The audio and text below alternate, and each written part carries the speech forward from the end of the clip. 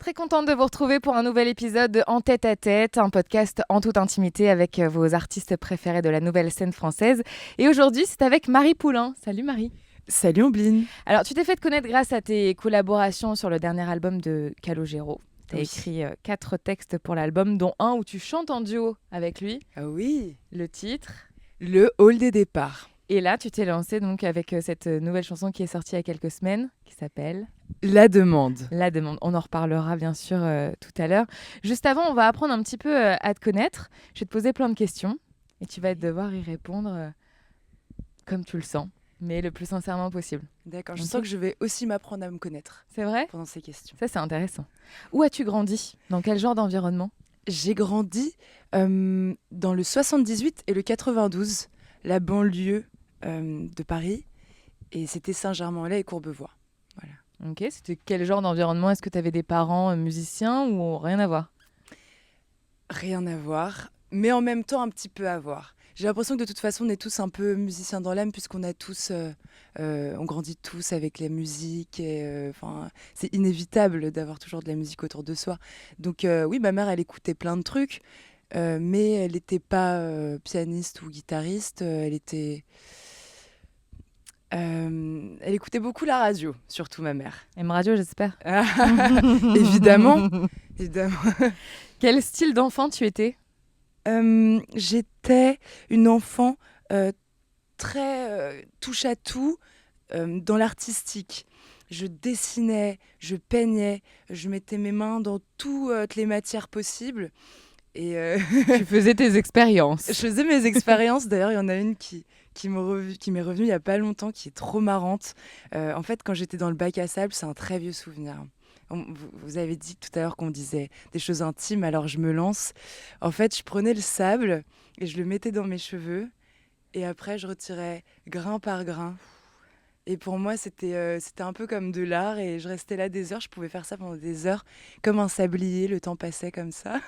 Tu réfléchissais déjà à ça ? Tu te disais le temps passe en enlevant les grains ? Non, je crois que c'était une forme de méditation déjà. Ok, bah tu devais mettre du temps, hein, parce que grain par grain, bon courage. Oui. T'as fait des études de théâtre, t'as joué dans des pièces, dans des films, dans des séries ou pas du tout ?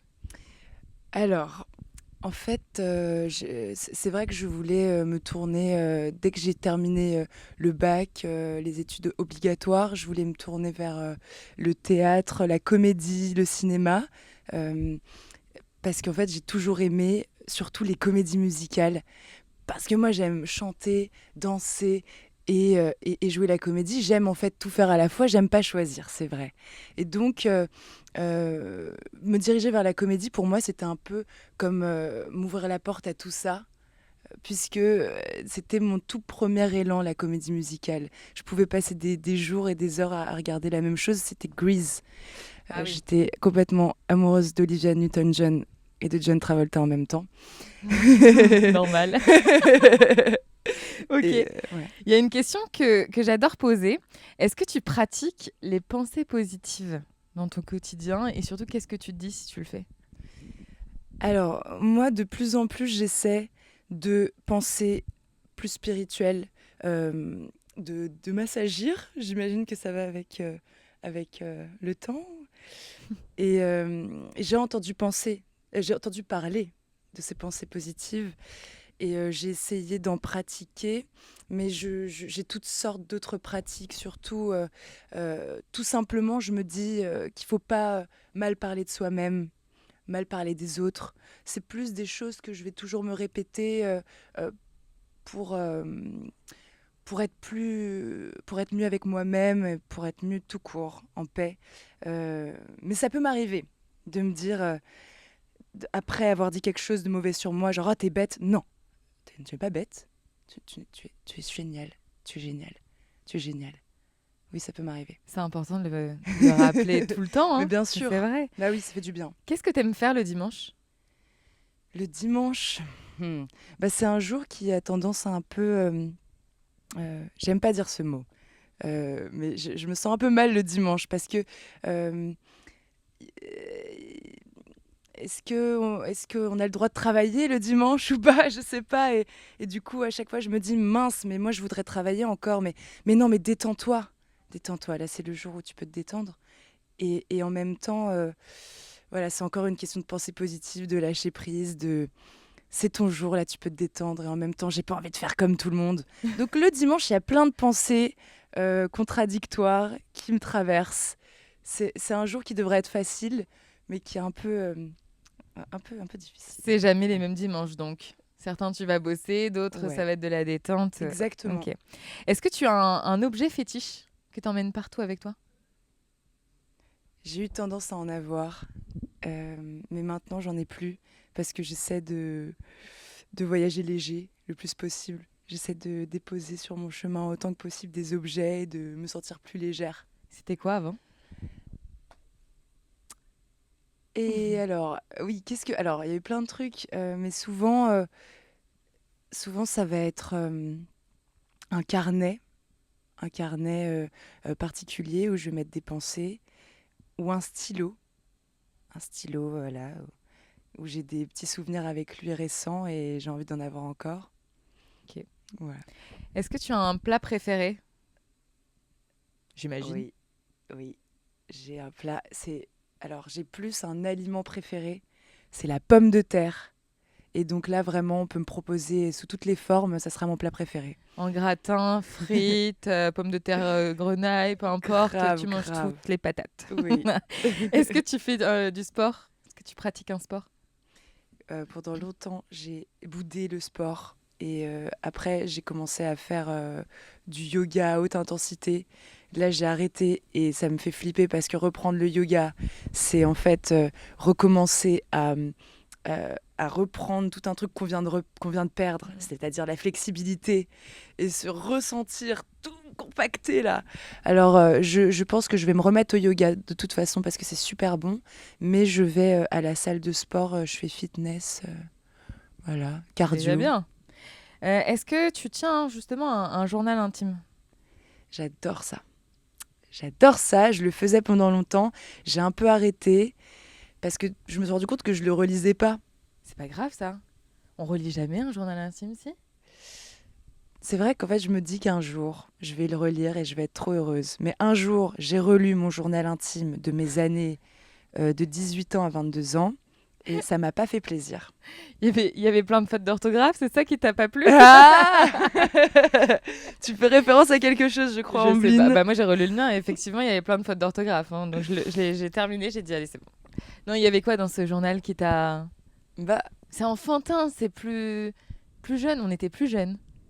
ouais, mais c'est ça en fait. C'est encore les pensées positives de tout à l'heure. Il faut être tolérant avec soi-même, gentil, plus qu'avec personne d'autre même. Donc, mais j'ai encore un peu du mal. Donc, quand je relis des bêtises, bah je m'en veux. Parce que t'étais méchante avec les gens. Non, j'ai jamais Ma été meilleure méchante. amie m'a déçue. Non, mon journal intime de très très jeune, vraiment d'enfant, j'avais des trucs. C'était pas méchant, mais c'était. Ouais, si, ça pouvait être un peu cruel. Si, Mm. si, non, si, c'est vrai. Mais là, mon journal intime de 18-22 ans, non, c'était bête, juste. Mm. Bah, c'est l'âge où on mûrit en soi. Oui. Mm. Est-ce que tu as un complexe? Euh, hmm, C'est une question euh, à laquelle je vais répondre. Est-ce que j'ai un complexe? En fait, encore une fois, c'est une question de pensée positive. Je vais revenir tout le temps. Tout va tourner autour des pensées positives dans ce podcast.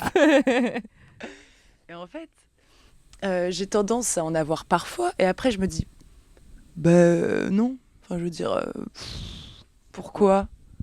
Chips, Chips. la patate.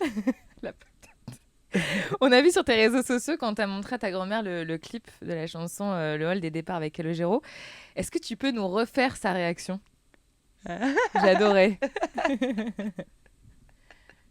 Avec un accent en plus. Elle vient d'où ta grand-mère? Ah non, il n'y a pas d'accent. C'est vrai, moi je pensais Non. qu'elle était lilloise. Non. Avec un accent du Schnorr, quoi. Non, elle est trop mignonne, elle est juste trop elle-même en fait. Elle a dit, bah, Marie, pourquoi t'en veux pas?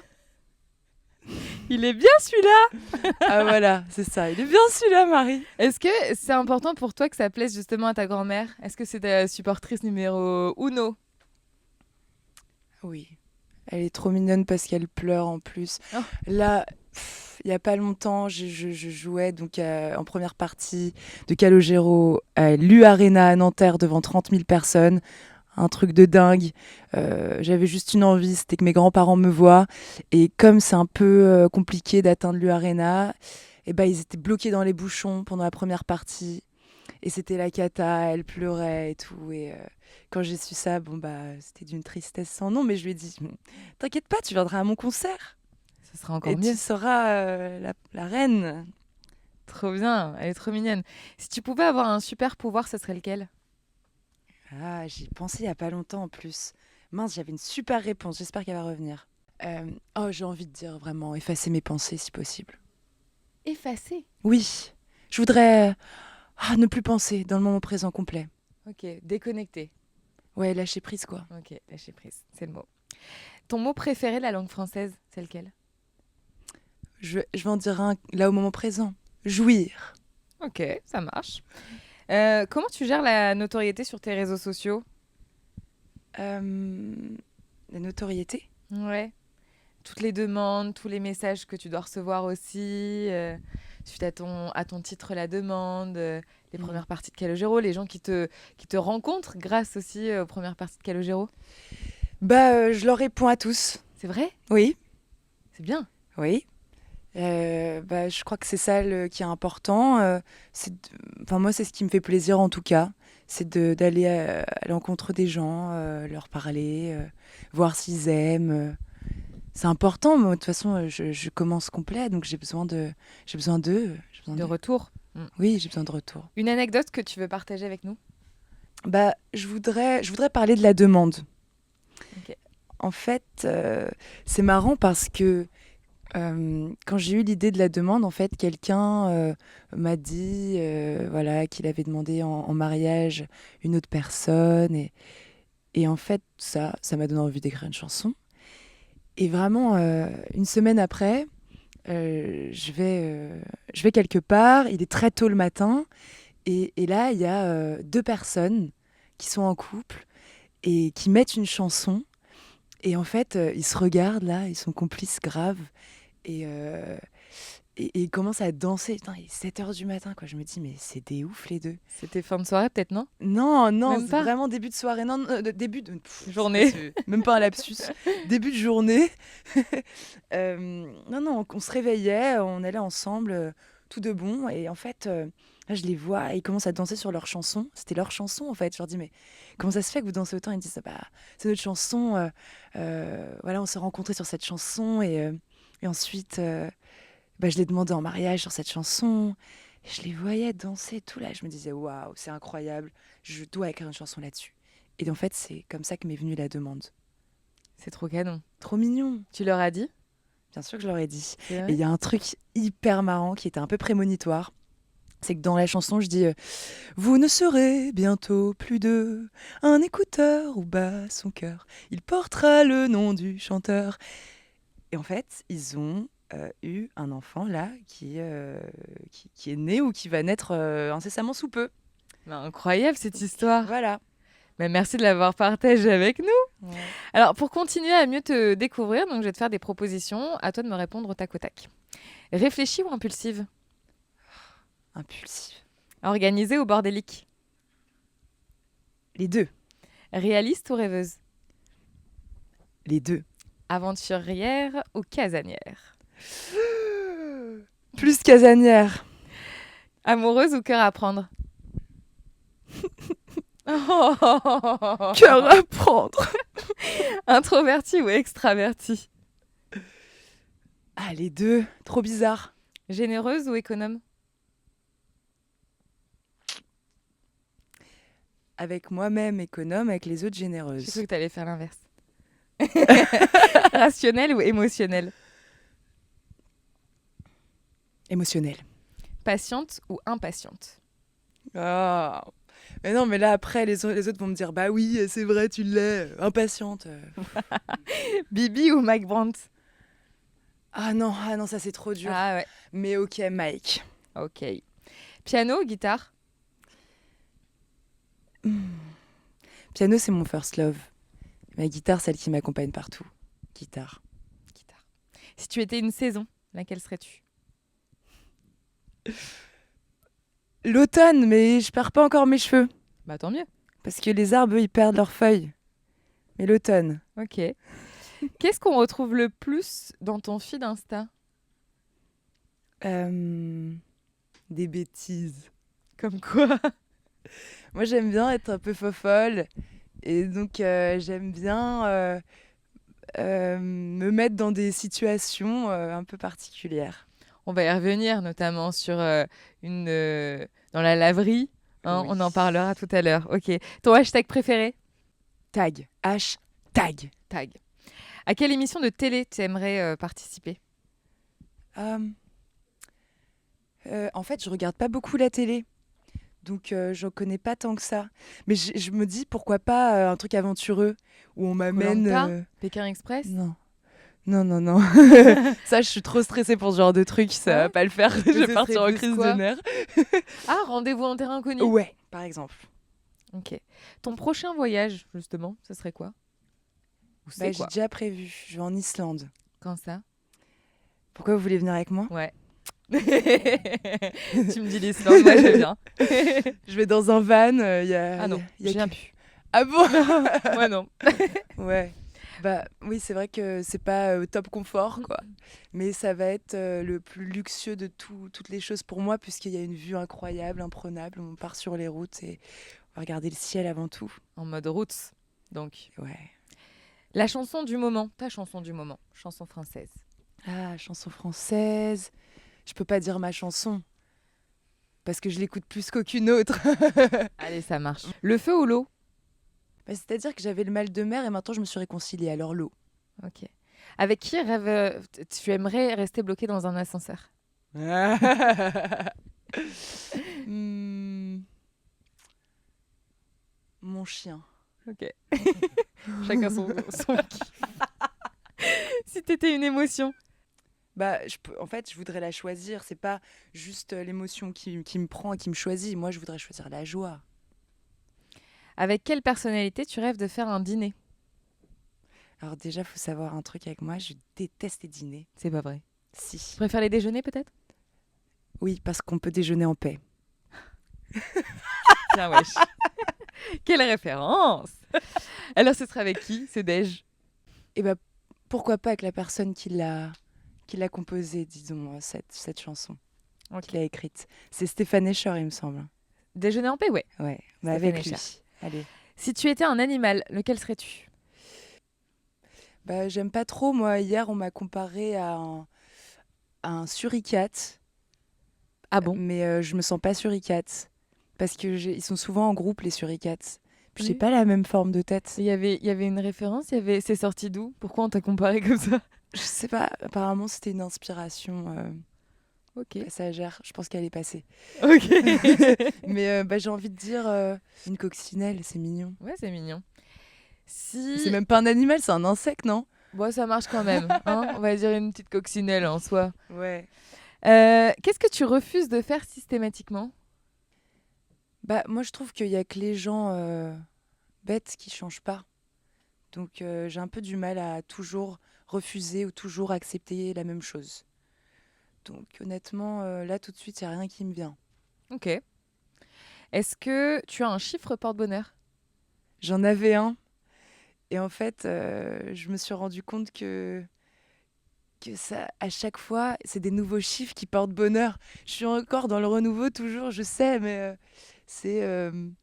Allez, je vais dire 11. En ce moment, c'est celui qui me parle le plus. Sur quelle scène tu aimerais te produire? Bah honnêtement, bah, franchement, pour l'avoir vécu, l'U-Arena, c'était magnifique. À Nanterre? Mais bon, c'est dans le passé, toi tu me parles dans le futur, alors... Pour toi en solo? Pour ton concert à toi? Bah, je crois que j'ai pas encore assez vu de scène pour dire vraiment ce serait quoi ma scène idéale. Mais j'imagine en tout cas une scène joliment décorée avec des petites lumières. En tout cas, moi, peu importe où ça serait, ce serait génial. Ton artiste français préféré en ce moment, ce serait qui? Bah, on rejoint ce qu'on disait tout à Stéphane l'heure. Escher? Ah non, alors j'adore ce qu'il fait et j'adore ce qui vient de sortir. Stéphane Escher, donc oui, je pourrais dire ça. Mais De tout temps ou juste de maintenant? De tout temps. C'est là ce que tu écoutes en ce moment, en fait. Ah. L'artiste qui revient en boucle sur ton Spotify, par exemple. Euh, J'aime beaucoup Zao de Sagazan. Et j'aime beaucoup Sagazan. notamment Zagazan. Je sais pas comment faut le dire, pardon. Et j'aime beaucoup notamment la reprise qu'elle a fait de Brigitte Fontaine. Et j'aime beaucoup Brigitte Fontaine aussi, d'ailleurs. Si tu étais un homme le temps d'une journée, que ferais-tu? Ah, moi si j'étais un homme. Un peu comme Diane. Ouais. Je serais capitaine d'un bateau. Noir et blanc. Noir et blanc, c'est important. Des questions plus musicales maintenant. Alors, Ouais. on t'a découvert en duo avec Calogero sur le titre le Hall des départs. Comment vous vous êtes rencontrés avec Calo? En fait, ma maman, elle est voyante. Et elle a des personnes qui viennent la voir de tous horizons. Et il y a une personne proche de Calogero qui est venue la voir. Et ma maman, c'est ma meilleure agent. Alors elle a glissé ma maquette. Elle a dit, s'il te plaît, est-ce que tu pourrais donner à Calo, s'il te plaît? Et en fait, elle l'a fait, la personne, que je remercie. Et donc, à partir de là, voilà, on a pris contact ensemble et ça a matché. Direct. Franchement, ouais. Ça t'a fait quoi quand t'as reçu l'appel de Calogero? Alors, c'était pas l'appel de Calogero. Directement, c'était l'appel de son Manager? directeur artistique, Eric Lopez. Et c'est comme avoir Calogero au téléphone. Hein. C'est pareil. Oulala, le cœur qui bat à 100 à l'heure. Je m'y attendais pas. C'est devenu ton producteur, tu écris tes chansons et Calogero co-compose les musiques, c'est ça? Exactement. En fait, quand on s'est rencontrés, l'idée c'était vraiment que ce soit mon producteur, qu'on fasse mes chansons, qui m'aide donc dans la composition. Alors moi, je compose aussi. Principalement, j'écris. J'écris beaucoup, j'écris tout le temps, j'écris sur les murs, partout. Et je lui ai donc proposé des textes. En échange, il me proposait des mélodies.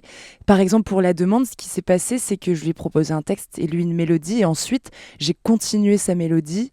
Et donc, c'est toujours comme ça, un ping-pong entre nous. Et donc, on a commencé mes chansons. Et ensuite, je lui ai proposé un texte encore, le hall des départs. Et il m'a dit, mais en fait, ça serait un duo génial. Et en fait, je me suis dit, mais grave. Et donc, on a fait ce duo. Il a eu la mélodie directe, quoi, dès qu'il a vu le texte. Alors ça m'a impressionné, par contre. Tu avais écrit les chansons et en fonction des paroles que tu avais écrites, il a fait la mélodie. Donc. Exactement. Et même chose pour la demande, sauf que tu avais commencé un petit peu la musique. C'est fou quand même que ce soit Ça fait ça, ouais. une alchimie folle, enfin, tu vois, que ce soit hyper compatible comme ça. Oui. Là, franchement, coup de cœur artistique, vraiment. Comment tu décrirais ton style musical? Le décrire, c'est un peu le mettre dans une case, je crois. Et puis en fait, je saurais même pas vraiment le décrire. Je crois que ça vient dans l'inspiration. Peu importe ce qui vient, ce qui me fait plaisir de chanter, je le fais. Et voilà. Mais il y a quand même, pour être un peu moins mystérieuse, il y a quand même de la pop. Moi de toute façon, j'ai toujours aimé la variété française. J'ai toujours écouté ça. Et je pense ça sera toujours un peu influencé aussi des mélodies des années 60-70. Justement, qui sont tes influences musicales? Ouais. T'en parlais tout à l'heure. Bibi? Mike Brandt. Mike Brandt en fait partie. J'adore.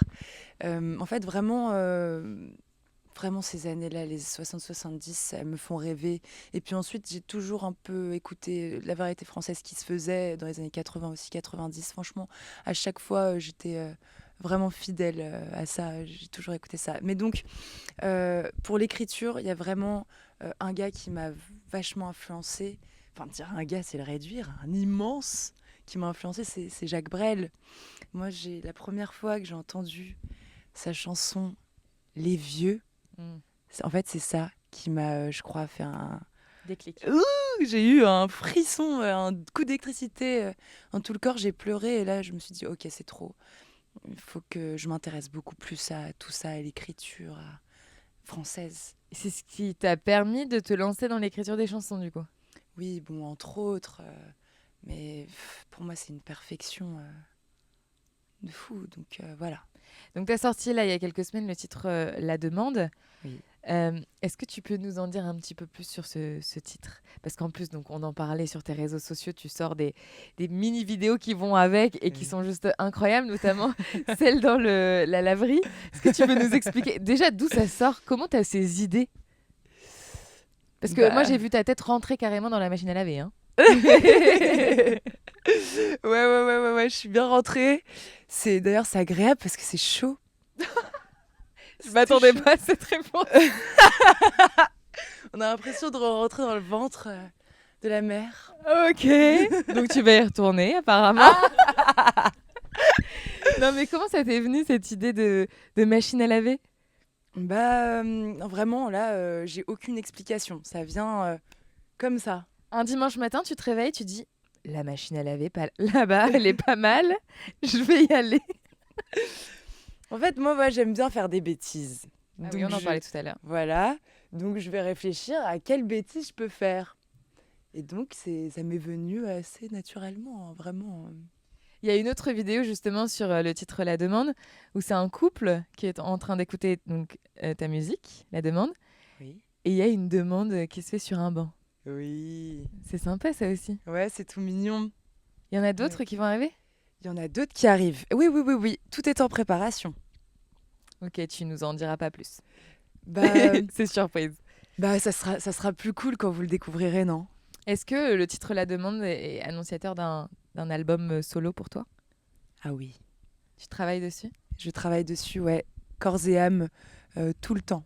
Tu t'es donné une deadline pour sortir ton premier album ou pas?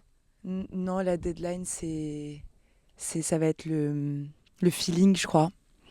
Mais en tout cas, j'espère et je crois que ça sera courant de cette année. Ah oui? Oui. Avant Noël. Avant Noël, peut-être que ça sera même un cadeau sous le sapin. Ça, c'est chouette. Pour quel artiste français t'aimerais aussi écrire des chansons? Hmm. En fait, avec n'importe qui avec qui j'ai un feeling et que je rencontre et que je me dis ah, mais on s'entend bien, toi et moi. Pour l'instant, ce serait qui? Qui te vient en tête là? Bah, j'ai pas encore vraiment rencontré des gens. J'ai rencontré Jean-Louis Aubert. Alors lui, j'avoue, Alors ça lui. me plairait. Ça me plairait. Ok. Quelle est la chanson française qui représente le plus l'amour pour toi? Bah, actuellement, c'est pas pour me vendre, mais la demande. Et sinon, bah, ça me vient assez là tout de suite. Un homme heureux de William Scheller. Ok. Tu rêves de te marier? Je croyais. Et bizarrement, depuis que j'ai sorti la demande, j'ai l'impression que je me suis pris un mariage dans la tête. Et en fait, c'est comme si je J'en veux savais ce plus. que ça faisait et que va falloir que va falloir que je réfléchisse encore finalement. Ah ouais. Ouais, Le fait d'écrire la chanson, ça t'a... exactement. Ça m'a fait le vivre pour de vrai. Ok. Et je peux te dire que ça fait bizarre. En même temps, t'as porté la robe de mariée aussi. Ouais, exact. Quel a été le premier concert auquel t'as assisté? Et c'était Green Day. J'avais 9 ans. Green Day, quoi, c'était une claque de fou. La performance, le lâcher-prise du gars. Il nous a même montré ses fesses. Incroyable. C'était fou, c'était même pas flouté. C'est Bah, quand c'est en direct, en même c'est ça qui est cool avec le direct. Ouais. Ton premier CD? Mon premier CD. Oh, je crois que ça doit être une bêtise. Ah non. Ah non, c'est sympa. Je crois que c'est le Roi Lion. Ouais, la BO du Roi Lion. Ok. La chanson que tu adores reprendre en cover? Parce que justement, j'ai vu Bibi, j'ai vu Mike Brandt. En fait, moi, j'aime pas trop faire des covers. En fait, pour moi, c'est un exercice très difficile. Parce que souvent, quand je reprends des chansons, c'est parce que je les aime de tout cœur. Et bah, je vois pas trop où je peux mettre ma graine là-dedans à chaque fois. Je les aime comme ça. Tu le refais à ta façon? Oui, plus ou moins, du coup. Donc ça devient un plaisir finalement. Mais il faut quand même que je m'y colle. Bah, j'aime beaucoup. Ah, j'aime bien reprendre Sylvie Vartan. Sympa. La Maritza. Ouais, je vois. Ok. Avec qui tu rêves de faire un duo? Bah, Autre que mon Kelly. duo rêvé a déjà eu lieu, franchement. Donc, C'était quel autre ton rêve? ah oui, ouais. Ouais, franchement, j'aurais choisi son équipe directe de toute façon. Et il y a un autre artiste? Un autre artiste. Mais encore une fois, moi, j'aimerais rencontrer la personne et voir s'il y a un feeling. C'est la première chose qui compte pour moi. Même si j'aime un peu moins, par exemple, ces chansons, que je les écoute moins. Mais il y a un... En fait, il faudrait que tu ailles aux Enfoirés pour rencontrer tout le monde d'un coup.